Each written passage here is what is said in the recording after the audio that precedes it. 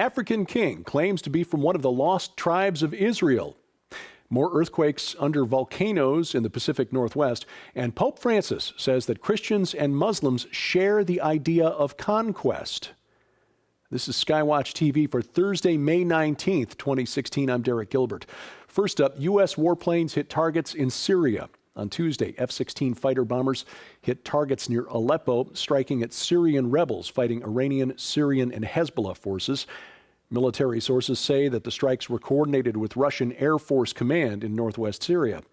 Meanwhile, reports say that Iranian Republican guards were ambushed and beaten badly by Syrian rebels in a battle 2 weeks ago. The fight took place at a village southwest of Aleppo, May 6th. The IRGC and Hezbollah troops were hit by a rebel force using advanced anti-tank missiles supplied by Turkey and paid for by Saudi Arabia. The Iranians reportedly lost 17 soldiers, including 2 brigadier generals. Hezbollah's losses were even higher, reportedly, although they've admitted nothing. Military and intelligence analysts describing this battle say it was a major shock to the Iranians and one that might have changed the face of the civil war in Syria. Here at home, the U.S. Senate has passed a bill allowing families of 9/11 victims to sue the government of Saudi Arabia. This in spite of a threat by King Salman that the Saudis would dump U.S. Treasury bonds if this bill becomes law. Now, their holdings are a lot smaller than originally thought, only $117 billion in treasuries, not the $750 billion originally reported by the New York Times. But even so, watch for President Obama to veto this bill. In another what can possibly go wrong decision, Western leaders met Monday to discuss how to shore up the UN-backed government, that is, government, in Libya. Special forces from the U.S., U.K., Italy, and France are currently operating in various parts of that country, sometimes backing different military groups that are at times fighting one another. Rival factions on the ground in Libya from eastern and western parts of the country are reportedly getting together and planning a joint attack on the Islamic State's headquarters in the town of Sirte, that's on the northern coast, or the Mediterranean coast. But the fear is that these groups will actually wind up fighting each other instead of ISIS.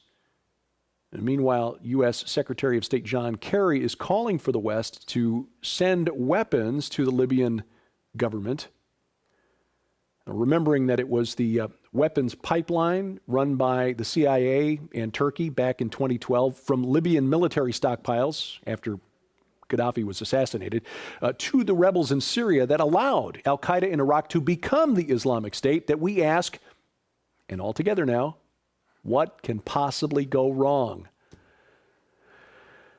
Pope Francis says that we Christians shouldn't be afraid of Islam because Christianity shares the same idea of conquest. This is an interview Pope Francis gave to a French Catholic newspaper this week. The Pope said, while it is true the idea of conquest is inherent in the soul of Islam, it is also possible to interpret the objective in Matthew's Gospel, where Jesus sends his disciples to all nations, in terms of the same idea of conquest. End quote. Well, the Pope is correct in saying that the Western attempt to export democracy to Arab countries is partly to blame for the collapse of central control in places like Libya and Iraq. Drawing a comparison between jihad and the Great Commission is a stunning example of moral equivalence and political correctness gone wild. Now, if you like puzzles, here's one. Could lead you to a new job, actually. You might be just the person the Mossad is looking for. This is the operational cyber arm of Israel's intelligence service. Published a recent ad with a series of numbers and letters, some of which are highlighted. Those highlighted characters represent an IP address. You log on to this IP address, and you then receive a message that begins your quest. The cyber arm of Mossad looking for people intelligent enough and with mad enough skills on the internet to solve this puzzle. It is a recruiting tool for the Mossad. I think, personally, it would be funny if the ones who wind up winning this quest are the rabbinical scholars who are investigating the Torah codes. And by the way, we've got another interview with Richard Shaw, director of the film Torah Codes End to Darkness, coming up on SkyWatchTV, the network program, during the month of June. An African king claims that he and his people are actually members of the lost tribes of Israel. King Francis I of the nation of Togo has asked the Israeli religious affairs minister David Azulai to officially recognize the people of Togo as one of the lost tribes.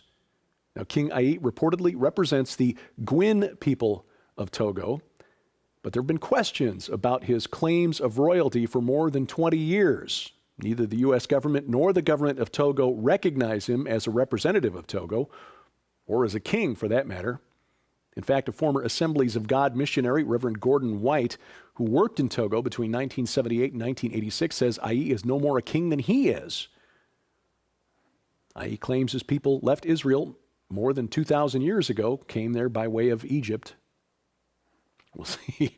The government of Israel is investigating the claim. Here in the U.S., refugees settled in Minnesota by the federal government are bringing more with them the people of Minnesota bargained for. That would be tuberculosis. 20% of the refugees tested positive for TB in 2014, the highest rate of infection among refugees. People from Somalia, only 4% of the general United States population tests positive for TB. In Oregon, Mount Hood is following the lead of Washington's Mount St. Helens. As of Monday afternoon this week, according to the U.S. Geological Survey, Mount Hood had 40 earthquakes in less than 18 hours. Now, most of these are small, magnitude 2 or less. Now, scientists are watching Mount Hood, Mount St. Helens very closely. As we mentioned last week, Mount St. Helens erupted violently in 2004, killed 57 people. But scientists say that the quakes at Mount Hood are more likely just water moving inside the rock. So how's this economic recovery working out for you? That's what I thought. We're seeing more indications that the economy's not moving in the right direction. Inventories are growing at retail outlets for car dealers, continued low rates for shipping goods, especially ocean freight. Railroads are struggling. Here's another, the Standard & Poor's Index of Retail Activity. This is actually a fund that you can buy, and the fund's profitability is measured by economic activity among retail outlets in the U.S. The index was thought to be rebounding after a downturn last week. Now it appears that this rebound is actually what traders call a dead cat bounce, like when it hits the pavement and the index is turning lower, and we're seeing reports from large retailers like Kohl's, Nordstrom's, Macy's that their year-over-year sales have dropped anywhere from 4 to 8%. Even Walmart reporting its first ever year-over-year sales drop. Be prepared. Get out of debt as soon as you can. And in California, retailers aren't being helped by a new law that has inadvertently declared open season on retailers. Proposition 47, which was passed in 2014, downgraded drug possession and some theft crimes to misdemeanors. The point of the proposition was the law was to reduce the population in jails and prisons in California, and that to that extent the law has worked. However, Prop 47 also defined any theft below $950 as a misdemeanor. So anyone arrested in a theft case under that dollar amount can no longer be charged with a felony or face a potential prison sentence. Hence, open season on retailers.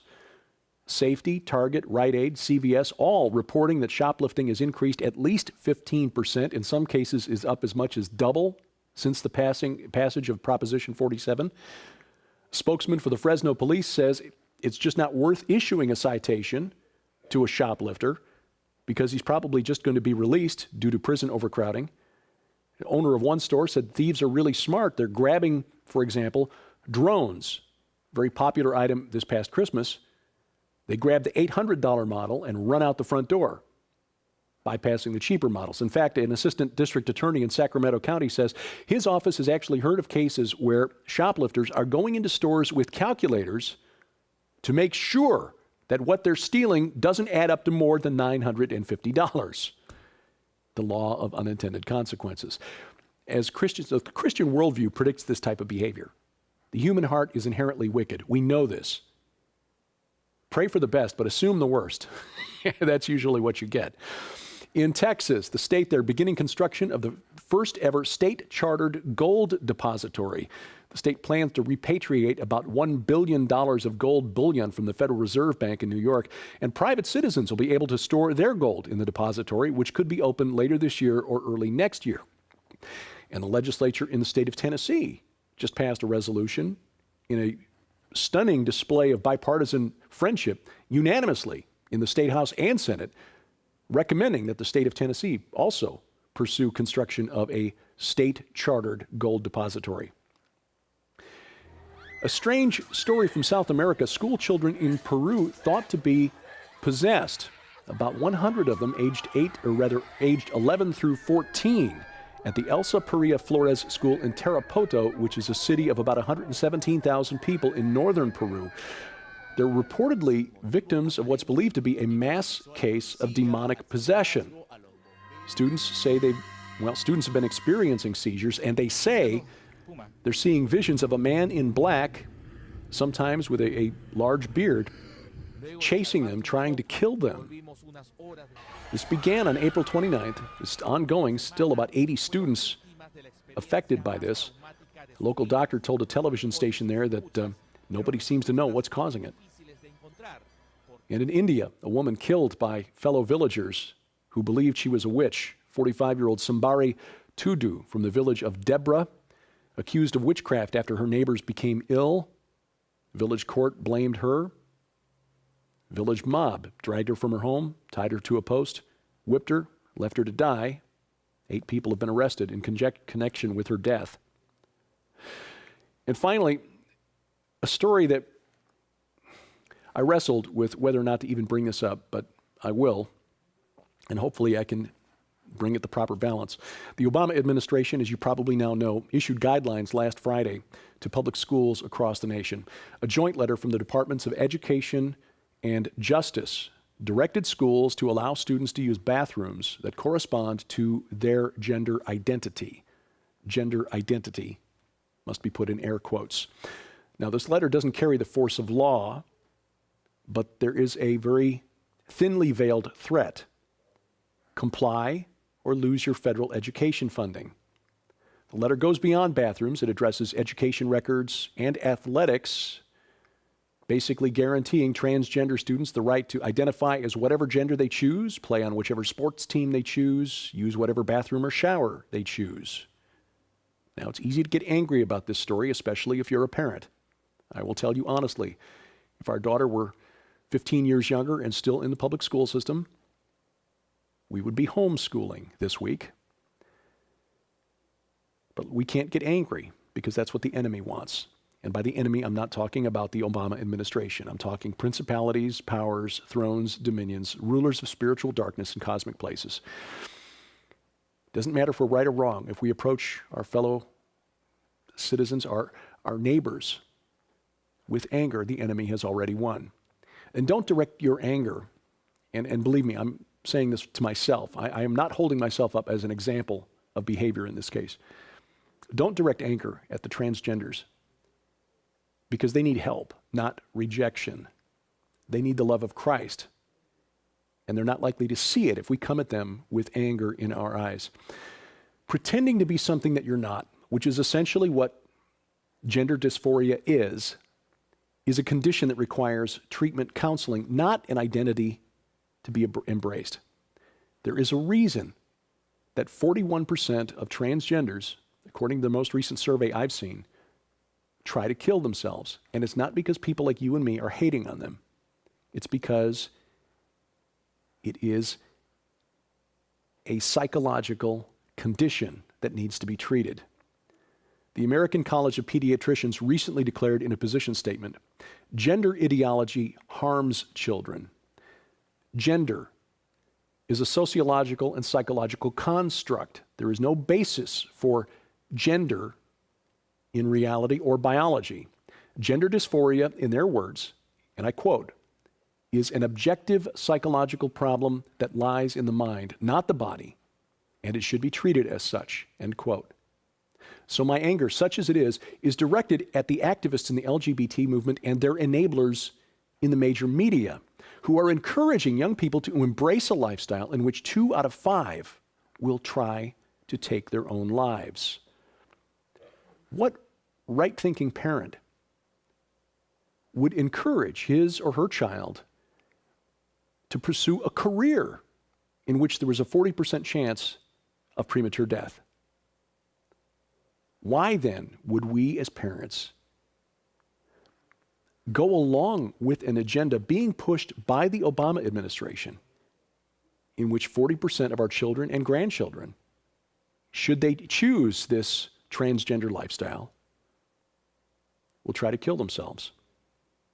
So to the mainstream press that's holding up people like Caitlyn Jenner as a role model, the senseless waste of young life is on your heads, and the blood of any who actually succeed in taking their own lives is on your hands. This week on SkyWatch TV, circling back around to the Vatican and Pope Francis and the Islamic State, the first of a 3-part discussion of the forthcoming book, the blockbuster from best-selling authors Tom Horn and Chris Putnam, The Final Roman Emperor, the Islamic Antichrist, and the Vatican's Last Crusade. You'll see that again this Saturday on the Victory Television Network down in Arkansas and around Memphis, and coast to coast on the Christian Television Network.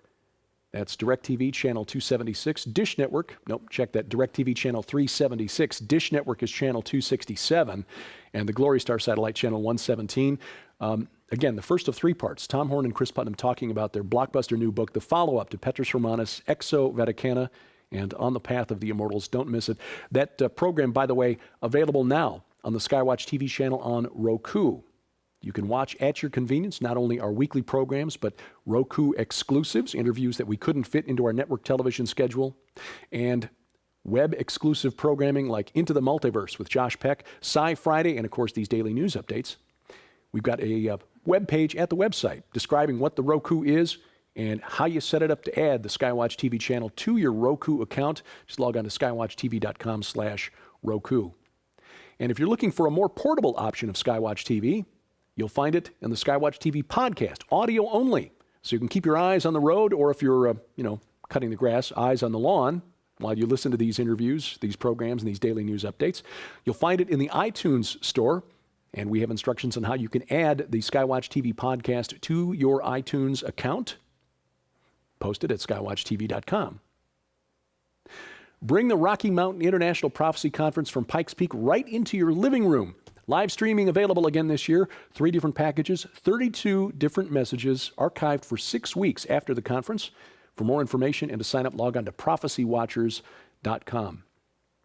Your support is essential to us at SkyWatch TV, and we want you to know how much we appreciate it. During the month of May, as a gift for your support of $20 or more, a gift that you can re-gift to your mom.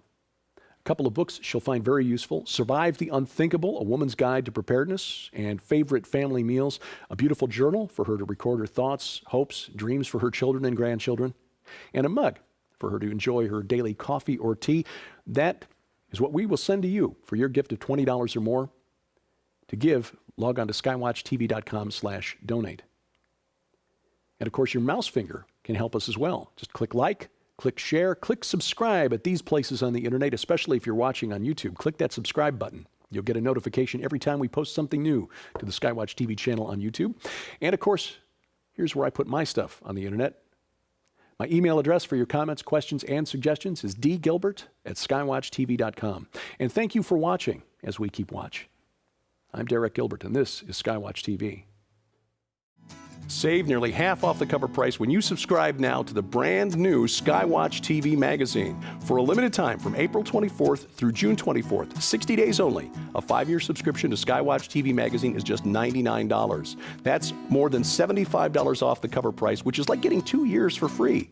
Exclusive content, articles on prophecy, discovery, and the supernatural from Tom Horn, Chris Putnam, Josh Peck, science updates from Sharon K. Gilbert, geopolitics from yours truly, and guest writers like Pulitzer Prize-nominated journalist Troy Anderson, renowned Bible scholar Dr. Michael Heiser, Pentagon advisor Lieutenant Colonel Bob McGinnis, and more. But there is more. As an early subscriber, you'll be the first to get this new book from Defender Publishing. I predict what 12 global experts believe you'll see by 2025. This is a $20 value and includes best-selling authors like Joel Richardson, Mark Biltz, Carl Gallups, Tom Horn, Paul McGuire, and more. Find out what they think about the coming war between ISIS and the Vatican, the future of the Temple Mount and the Ark of the Covenant, a worldwide manifestation of angels, and the coming age of human hybrids. And we'll also add this DVD, The Best of SkyWatchTV 2015, a $25 value, including our most compelling interviews from last year, including Chuck Missler, Steve Quayle, the discussion of the Georgia Guidestones with Chris Pinto, and more. All of this together worth more than $200, yours now for just $99, but only through June 24th. Subscribe now, SkyWatch TV Magazine. Just call the number on your screen or log on to skywatchtvstore.com.